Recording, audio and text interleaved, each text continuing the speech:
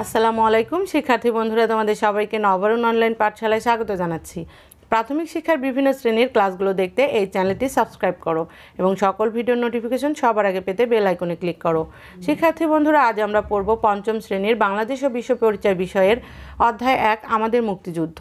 এখান থেকে মুক্তিযুদ্ধের সামরিক বাহিনী এই অংশটুকু। শিক্ষার্থীরা, এই অংশটুকু পড়ার সাথে সাথে এখানকার গুরুত্বপূর্ণ সংক্ষিপ্ত প্রশ্নের উত্তরগুলো আমরা জেনে নিব। তাহলে চলো এবার আমরা পড়া শুরু করি। মুক্তিযুদ্ধের সামরিক বাহিনী। 1971 সালের 11 জুলাই মুক্তিবাহিনী নামে একটি বাহিনী গঠন করা হয়। এই বাহিনীর প্রধান সেনাপতি ছিলেন জেনারেল মোহাম্মদ আতাউল গনি ওসমানী। তাহলে মুক্তিবাহিনীর প্রধান সেনাপতি কে ছিলেন? জেনারেল মোহাম্মদ আতাউল গনি ওসমানী। উপপ্রধান সেনাপতি ছিলেন গ্রুপ ক্যাপ্টেন এ.কে. খন্দকার। উপপ্রধান সেনাপতি কে ছিলেন? Group captain A K. খন্দকার। মুক্তিবাহিনীকে 3টি ব্রিগেড ফোর্সে ভাগ করা হয়েছিল। মুক্তিবাহিনীকে কয়টি ব্রিগেড ফোর্সে ভাগ করা হয়েছিল? 3টি ব্রিগেড ফোর্সে ভাগ করা হয়েছিল। মেজর খালেদ মোশাররফের নেতৃত্বে কে ফোর্স, মেজর কে.এম. শফিউল্লাহর নেতৃত্বে এস ফোর্স, মেজর জিয়াউর রহমানের নেতৃত্বে জেড ফোর্স। আবার যুদ্ধ পরিচালনার সুবিধার জন্য সারা দেশকে 11টি সেক্টরে ভাগ করা হয়েছিল। যুদ্ধ পরিচালনার জন্য সারা দেশকে কয়টি সেক্টরে ভাগ করা হয়েছিল? 11টি সেক্টরে। নিচে সেগুলো দেখানো হলো। সেক্টর 1 চট্টগ্রাম, পার্বত্য চট্টগ্রাম এবং নোয়াখালী জেলার অংশবিশেষ। সেক্টর 2 কুমিল্লা ও ফরিদপুর জেলা এবং ঢাকা ও নোয়াখালী জেলার অংশবিশেষ। সেক্টর 3 মৌলভীবাজার, ব্রাহ্মণবাড়িয়া, নারায়ণগঞ্জ এবং কেরানীগঞ্জের অংশবিশেষ। সেক্টর 4 উত্তরে সিলেট সদর এবং দক্ষিণে হবিগঞ্জ, মধ্যবর্তী সমস্ত অঞ্চল। সেক্টর 5 সিলেট জেলার উত্তরাঞ্চল। সেক্টর 6 রংপুর ও দিনাজপুর জেলা। সেক্টর 7 রাজশাহী, পাবনা, বগুড়া ও দিনাজপুর জেলার অংশবিশেষ। সেক্টর 8 কুষ্টিয়া, যশোর ও খুলনা জেলা। সেক্টর 9 বরিশাল, পটুয়াখালী এবং খুলনা এবং ফরিদপুর জেলার অংশবিশেষ। সেক্টর 10 কোনো আঞ্চলিক সীমা ছিল না, নৌবাহিনীর কমান্ডো নিয়ে গঠিত। নৌ অভিযানের প্রয়োজনে যে কোনো সেক্টর এলাকায় গিয়ে অপারেশন শেষে 10 নম্বর সেক্টরে ফিরে আসত। সেক্টর 11 টাঙ্গাইল ও ময়মনসিংহ জেলার অংশবিশেষ। এছাড়াও স্থানীয় ছোট ছোট যোদ্ধা বাহিনী ছিল। ভারতের বিভিন্ন অঞ্চলে যোদ্ধাদের প্রশিক্ষণ দেওয়া হতো। তারা গেরিলা ও সম্মুখ যুদ্ধে অংশ নিতেন। 30,000 নিয়মিত যোদ্ধাদের নিয়ে গঠিত এই বাহিনীর নাম মুক্তি ফৌজ। 1 লক্ষ গেরিলা ও বেসামরিক যোদ্ধা সমন্বয়ে গঠিত মুক্তিবাহিনীর সাথে কাঁধে কাঁধ মিলিয়ে যুদ্ধ করেছিলেন এই মুক্তি ফৌজ। শিক্ষার্থী বন্ধুরা, তোমরা এই অংশটুকু খুব ভালোভাবে পড়বে, কারণ এখান থেকে সংক্ষিপ্ত প্রশ্নের উত্তর পরীক্ষায় আসে। এবার আমরা পরবর্তী পৃষ্ঠায় চলে যাব। ক এসো বলি, শিক্ষকের সহায়তায় আলোচনা করো।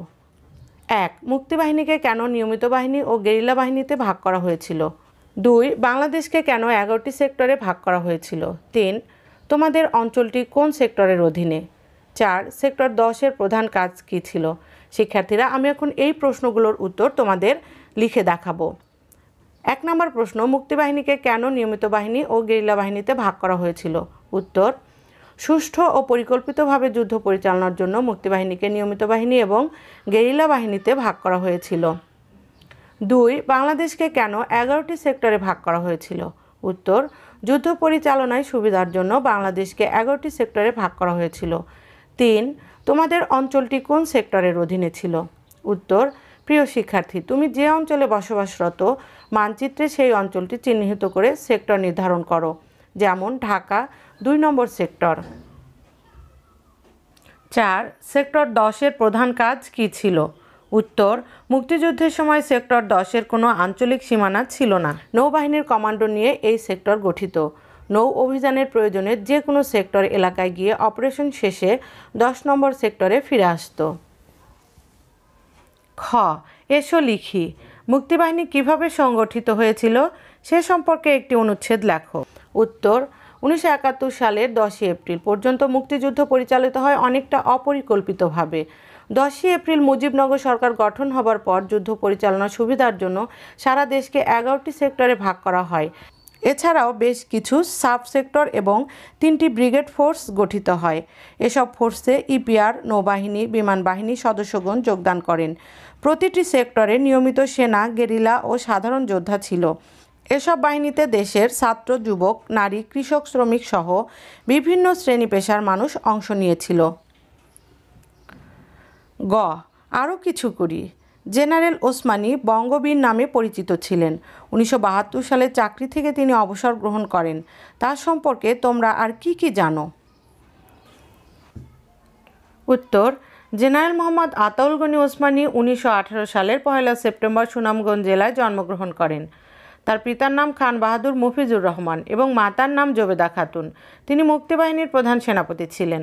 1984 সালের 16 ফেব্রুয়ারি তিনি মৃত্যুবরণ করেন। ঘ. যাচাই করি। বাক্যটি সম্পূর্ণ করো। মুক্তিবাহিনী ছিল মুক্তিযুদ্ধ পরিচালনা করার জন্য সামরিক, বেসামরিক জনগণকে নিয়ে গঠিত বাহিনী।